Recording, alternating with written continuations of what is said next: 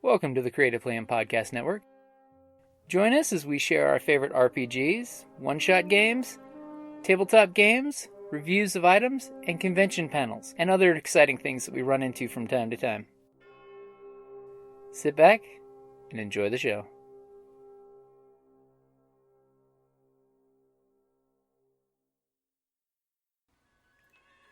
Hi, this is Kelly, aka Trixie from Ragnarok and Roll, a Scion to Ragnarok story, and Tilda Wimblewick from D&D Journey of the 5th Edition.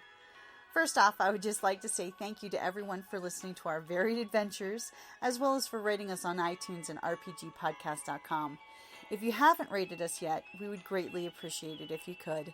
And if you're looking for more ways to support our efforts, we are now on Patreon, a great site where you can help us continue making more podcasts, as well as some special surprises for our patrons. If you can, please look us up at www.patreon.com/cppn. Every little bit helps. And again, thank you for listening. Welcome to Creative Play and Podcast Network. It is International Ladies' Day, March 8th. It's been a day since like 1972, and we're here to tell you gamer girls are the shiznit. Or gamer ladies. Gamer ladies, because it is International Women's Day. Gamer girls were unbelievable. And what is your name? My name is Kelly. Hi, Kelly. I'm Jocelyne. And we're both avid gamers. Mm-hmm. You probably heard our voices on the other episodes. We do the Journey of the 5th Edition and the Lady Knights of Adventure. Yeah, I also do Dark Vision games. Although our voices probably sound a little different because we just got back from Wild Wild West Con. Yeah, where we put on our cosplay and go pretty hard for 4 days of costuming and steampunk. We both present panels. My partner and I do a lot of events. But it's that's an understatement. It's awesome to be here with you. To be in a game store that really welcomes women gamers. I never feel unwelcome here, which is not always the case. No, some other stores can, just give you the what I like to call the creep vibe, or they're just not welcoming to ladies. Right? You have to constantly be proving to people that you know what you're doing, that you have real cred. The number of hoops you have to jump through as a lady gamer compared to what gentlemen gamers may have to go through is sometimes really absurd. That's true. That's actually a very good point, because even if you know how to play, you're kind of stigmatized for certain groups. Yeah. But no, we don't really run into that as much. Not here. And our game master's always runs a lot of games just for ladies. He's also very proactive about including women in his games, which is really nice. Yeah, he runs 2 lady, almost all lady groups. Yeah. So that's very nice, and I'm not just biased because he's my husband. He knows how to make us and even new lady gamers, because we have a lot of new lady gamers, people who wanted to learn, but they were always afraid, they were unsure. Yeah, well, and that's what they're afraid of. They're afraid of being ridiculed or unwelcome or that type of thing.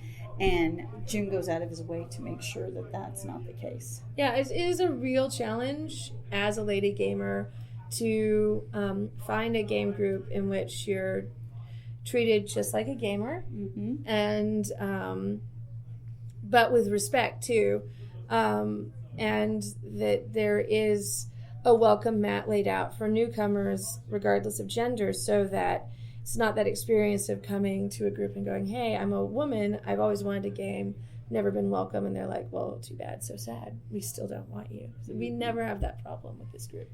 Yeah, and new people, it's always hard for a new person wanting to learn a game, but it is an extra element of wariness for a woman because of those things. Absolutely. So, although, and in general, I think that a number of the the places around Tucson are becoming more lady friendly. I mean, our home store is very welcoming. I think stores that are less welcoming are finding that they have less of a place in a more modern gaming setting. Mm-hmm. And I'm sorry, lady gamers like accessories. Oh, I'll admit it. I do. I love dice. Lots of dice. Lots of colors. Yeah. Lots of So, be kind of foolish to disregard more than half the populace. Yeah. In that regard. We definitely want to buy our games. We want to buy our dice bags. We want our minis and everything else. Mm-hmm. And we're going to spend just as many dollars in a game store as a gentleman gamer. But we're not if we don't feel welcome. That's true. Yeah. And, I remember my first gaming store that I ever went into about 20 years ago.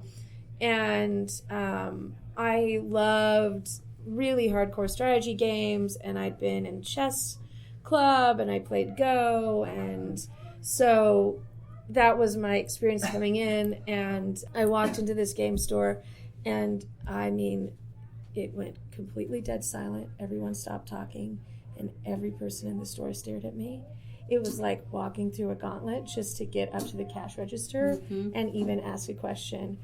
It's probably really good that I have had more harrowing experiences as a performing artist because I was like, fine, stare at me. I'm still here to buy my dice and figure out this whole tabletop gaming thing. So yeah, and and it's not just guys too that like, have you ever been to that gaming store where you walk in and there's already one girl there, just one, and she's like token female, but she's giving you more daggers because wait a minute, no, it's my little domain. I don't want another female in my territory. Yeah, I mean, I'm like, what? That's always really frustrating because, I feel like we have an opportunity to help build each other up and to roll out the welcome mat to new gamers. And especially on International Women's Day, I think a lot about how we as women can not only pave the way for future gamers, but the women before who have, made a space for us to come and participate in gaming and who have faced down those game stores where you walk in and everybody stares at you and no one talks to you, and where you don't have any friends. Or here, you can play the token magic user. Oh, yeah. Here, you should be a cleric and heal us because you're not going to be able to manage the strategy of a sorcerer or, to tank like just a paladin. Over and over. But thanks to all those ladies who paved the way for us, and I also like to think in turn that we've paved the way for a lot of the younger ladies. Absolutely. Geek culture has really come into its own, geek is chic, and we were a part of bringing that to the forefront, which is nice. And thank you to those ladies who helped us. The guys who were at least willing to give us a shot when we were young. Yeah. Which was when these started. Right. When this all was very beginning. Guys that would be willing instead of just automatically shutting us out. So Then those guys were, really great allies. I know I'm really appreciative and grateful to my guy friends who made a space for me at the gaming table and made me feel welcome. They took the time to treat us as a person and teach us. Right. Whereas just like any other newcomer. Exactly. You can't come to a game and immediately know how to play a game to prove that you're worthy of playing the game. Yeah. That's a really terrible conundrum to be in. Yes, exactly. So I'm really grateful for all of those allies and for the other women who paved the way. And I do love going to geek conventions and gaming conventions now and seeing more and more young women who are, playing tabletop games, involved in RPGs, who, maybe are playing online games too. I'm an avid online gamer as well as a tabletop and RPG gamer. So I love that there are more women in all of those communities. Yeah, likewise. And I'm also loving back when the MMORPGs and first started.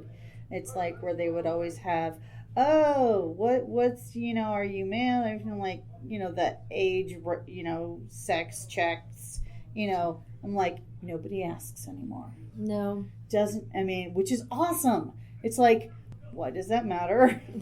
I remember when I first started playing online MMORPGs, and I was really new to doing that, and I just, of course, I would get on voice chat and I'd be myself, and people would know I was a woman, and I just weathered the experience, which was not always positive. Mm-hmm. But I knew a lot of women who would come to me later privately and say, I refuse to speak on voice chat. I don't want them to know I'm a woman. Mm-hmm. They'll treat me like they just treated you. They'll treat me differently. And it was true. Like, I got a lot of harassment in the early days, and some of it was really bad. Yeah, no, definitely. I know a lot of the early girl gamers would sometimes make guy characters just to avoid that. And also avoid the voice chats. The voice chats. And I avoided voice chat because I'm technologically inept half the time. And I don't console game. So I love voice chat because I love PvP. And you need it to yell at the noobs and direct your armies. and I'm more of a PvE kind of gal. I'm like, don't yell at me. So, but it did mean that I got a lot of inappropriate private messages, as well as just like some terrible moments. The whispers, and I was just thinking about this one really horrible time in one game that is still shocking to me that it happened. But those were the early days, and it has improved a lot. So it's not dramatically improved. I don't do the voice unless I'm with actual IRL friends. I don't do those typically, but you never get those inappropriate. So, are you really a woman? Yeah. Does it matter? Yeah. That has dropped off by far. Of course, I don't play some of these first-person shooters,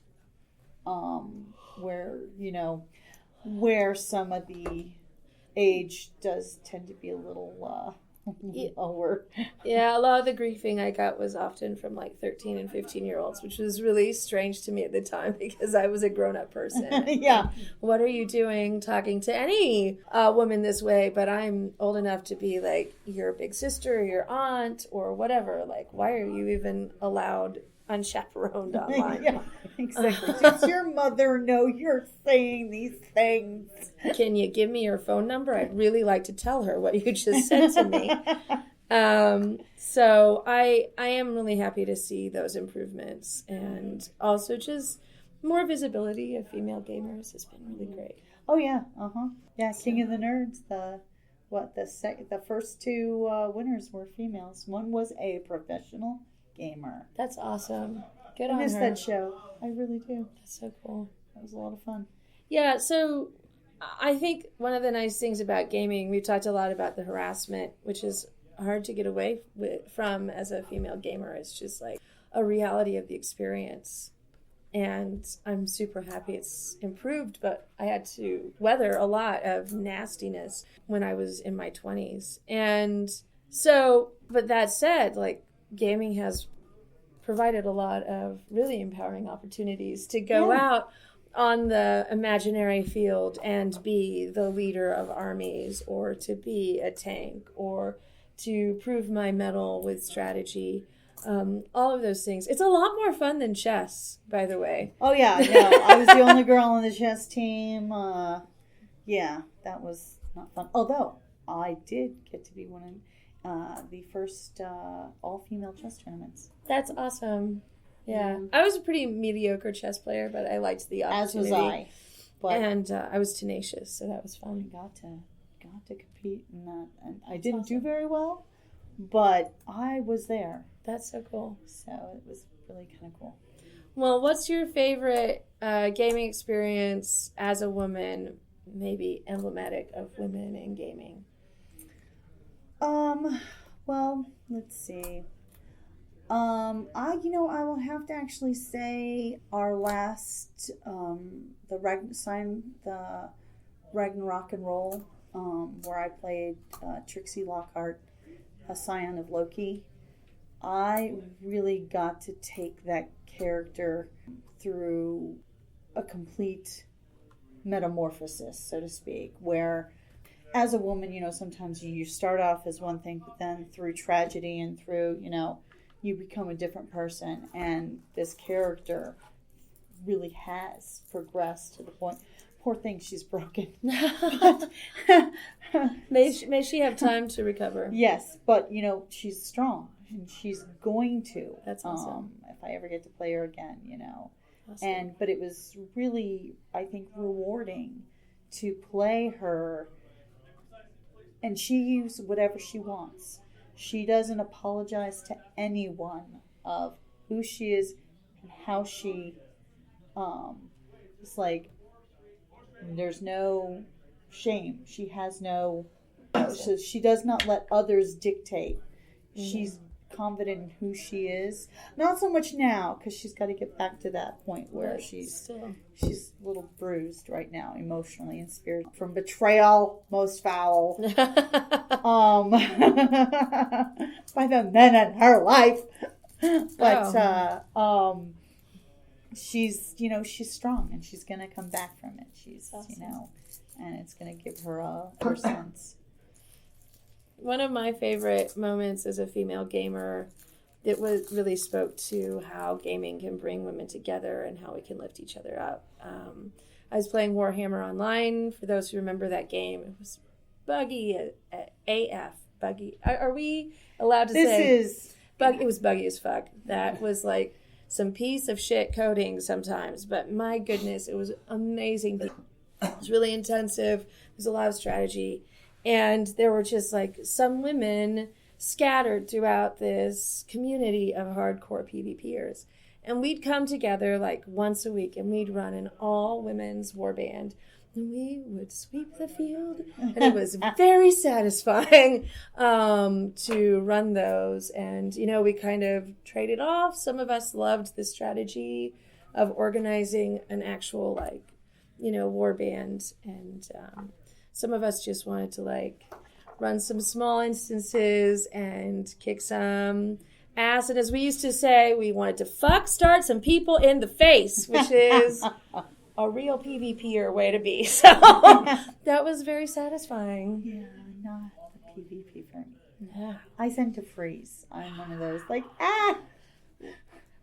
I just stab people in the face. It worked really well for me in PvP. There you go. So, I don't know. I mean, it's fun to think about women's place in gaming. It's great to see how we've progressed, and I can't wait to see how it goes in the future.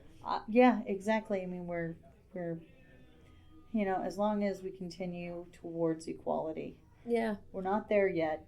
No, but there are more and more women gamers, mm-hmm. more women designers, mm-hmm. and more and more women who are buying the games mm-hmm. and teaching their kids to game. So it's pretty awesome. Yep, agree.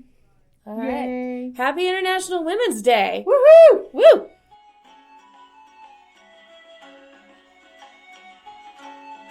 Thank you for listening to the Creative Play and Podcast Network.